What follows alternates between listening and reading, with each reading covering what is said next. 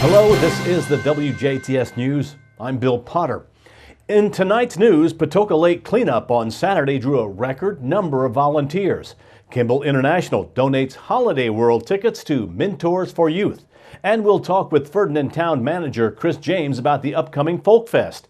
And in sports, Kurt Guxell takes a look at high school football from the weekend. The City of Jasper and the Jasper Police Department are mourning the loss of the department's leader. Jasper Police Chief Michael Bennett passed away unexpectedly Friday afternoon at Memorial Hospital and Health Care Center in Jasper. Bennett, who turned 70 earlier this year, had been the department's chief since he was first appointed by newly elected Mayor Terry Seitz in January of 2012. He was a graduate of the Indiana State Police Academy. He worked with the Indiana State Police for 33 years, where he advanced to the position of Assistant District Commander after holding positions of Trooper and Squad Sergeant. He was a parole agent for the Indiana Department of Corrections from 2008, that is, to 2012, when he was appointed Jasper's police chief. On the City of Jasper's Facebook page, Mayor Seitz said it is with the deepest regret that they mourn the passing of Chief Bennett. Seitz says Mike defined leadership at the highest level through respect. He respected his officers, communications team, auxiliary officers, and staff. Seitz says in turn he received it back tenfold, and he respected the community he represented and the citizens he served, noting that he is going to miss him terribly. The mayor of Jasper says the City of Jasper is going to miss Michael Bennett even more, and that the Jasper Police Department will remain steadfast in carrying forth his leadership legacy. 18 WJTS News would like to extend our thoughts, prayers, and best wishes to the Bennett family, as well as his comrades with the Jasper Police Department. Patoka Lake and its watershed is cleaner thanks to a record turnout of volunteers at the 7th annual Patoka Lake Cleanup Day this past Saturday. The day started at the Hoosier Hills Marina, where families, friends, and volunteers, young and old, received instructions and headed off to parts of the shoreline and the roadways that surround Patoka Lake. John Wade, chairman of Patoka Lake Watershed and board member for Patoka Lake Water, was excited about this year's success of the cleanup. Well, of course, the big thing, the weather was perfect.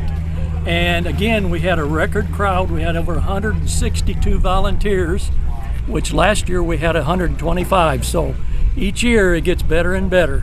And the nice thing about it is we had a lot of young people. We have some returnees, but we had some groups from FFA and Northeast Du Bois. We had a Key Club from Crawford County. We had a Girl Scout group. We had a Boy Scout group. That's what we like to see. We like to see the adults. We like to see adults bring their children, go out and have a good time, plus these groups. It's been great. The Patoka Lake Cleanup Day is a day dedicated to cleaning up after months of busy lake activities, which can sometimes lead to an abundance of trash and debris around the lake shore. A Honeyburg man was placed under arrest Friday afternoon on drug and alcohol-related charges after he managed to get his SUV vehicle stuck on railroad tracks on the city's west side. Honeyburg police say just before 4 p.m. Friday, 34-year-old Justin Taylor of Honeyburg was northbound on Skyline Drive and attempted to make a right turn on 12th Street when he failed to complete the turn. Police say he drove his SUV over the curb and down an embankment where it got stuck on railroad tracks. An officer detected an odor of burnt marijuana from inside of Taylor's SUV. He was given a field sobriety test, which police say he failed to pass. Police say Taylor gave them his consent to search his vehicle, which resulted in the discovery of Schedule 1, 2, and 3 narcotics, 23 grams of marijuana, paraphernalia, digital scales, and other legend drugs, along with drug packing materials. Police charged Taylor with operating while intoxicated, with a test refusal and obstruction of justice, dealing Schedule 1, 2, and 3 controlled substances, possession of legend drugs, possession of marijuana, and possession of paraphernalia. Damage to his vehicle was listed at $3,500. Taylor was first taken to Memorial Hospital in Jasper for medical clearance, and then taken to and booked into the Du Bois County Security Center. Kimball International recently announced a donation of 150 tickets to the company's annual employee picnic at Holiday World Amusement Park in Santa Claus to Mentors for Youth. Vice President and Chief Administrative Officer Lonnie Nicholson stated, in the spirit of their citizenship and people guiding principles, Kimball International was pleased to make this donation to Mentors for Youth. He says the tickets allow 75 mentors to join their mentees for a day of fun at the local theme park and give Kimball International the opportunity to thank the organization for the positive impact they are having in the lives of young people in the southwestern Indiana communities in which Kimball operates. The value of this donation is approximately $6,000.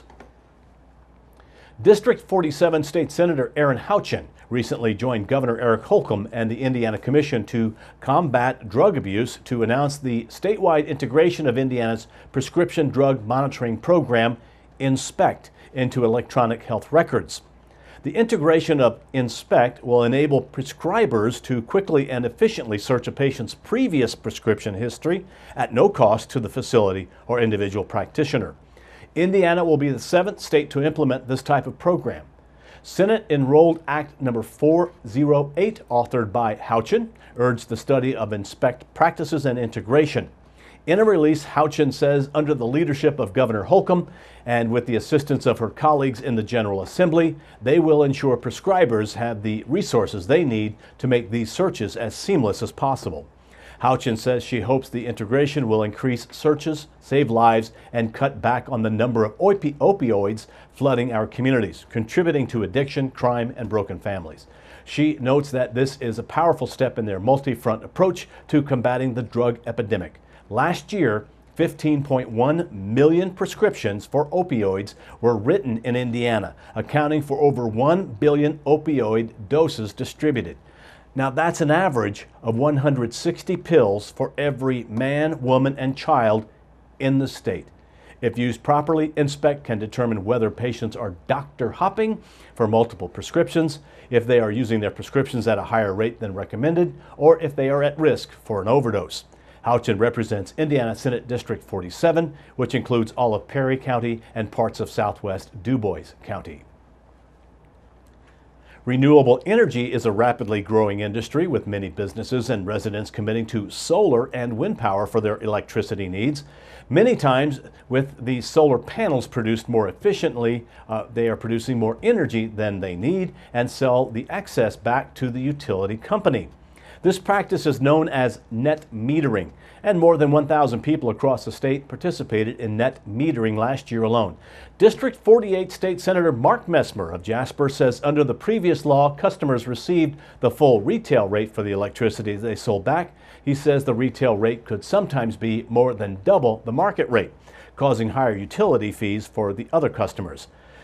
This year, lawmakers passed Senate Enrolled Act 309, which Messmer says addresses the electricity rates credited to the utility customers who generate their own power and sell it back to utility companies. Senate Enrolled Act 309 is a compromise, creating more certainty for customers who are participating in net metering while also moving toward a market-based model in the future. This law only impacts customers of an investor-owned utility and does not include rural electric companies or municipal electric company customers. Messmer says this law will phase down the subsidy for those selling their surplus energy back to the grid, but grandfathers in those who are currently participating in net metering for the next 30 years. As a compromise for phasing down this rate, Senate Enrolled Act 309 raises the cap for net metering from 1% to 1.5% of an investor-owned utility's peak summer load, allowing more customers to begin net metering than the previous law did. The cost of purchasing solar panels has dropped significantly since net metering began, reducing the need to pay consumers excessive rates. Senate Enrolled Act 309 offers a long-range, common-sense approach to regulating net metering while recognizing the importance of renewable energy for our state.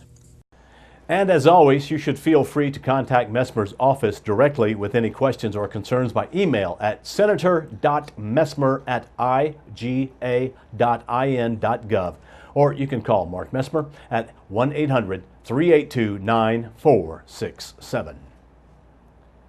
Police say an Indiana State University student was wounded in the leg during a shooting near the Terre Haute campus. Officials say the shooting happened around 2 a.m. Sunday in a neighborhood just north of the campus. Police say the student was taken to a hospital with non-life-threatening injuries, but didn't immediately release any details about the circumstances of the shooting. Terre Haute police are overseeing the investigation. And there is some concern with an upcoming plan to log nearly 300 acres in the southern Indiana State Forest, and that it will disrupt hiking trails and animal habitats. The State Department of Natural Resources plans to sell the logging rights in the Yellowwood State Forest near Nashville to a private bidder, with opponents hoping to persuade Governor Eric Holcomb to call off the sale. The state could gain about $150,000 from the logging contracts, but it would depend on the grade value and type of wood harvested. The agency estimates about 1,500 trees could be cut down in the area, but opponents with the Indiana Forest Alliance say the state's plan is vague and that more than 4 times as many trees could be logged. Forest Alliance Director Jeff Stant says he's certain his concern is the logging will harm the forest and destroy its wilderness character with the loss of some trees that could be 200 years old. DNR spokesman Phil Bloom reported that in the typical single tree selection harvest, about 5 trees are removed per acre. Now stay tuned. Kurt is going to come in next with a highlight of the exciting football action from Friday night and other sports. We'll also have weather and inform, which will be tonight. We'll feature the Monday with the Manager segment with Chris James talking about the Ferdinand Folk Festival. Got that? Well, just stay tuned. We'll have more here on 18 WJTS.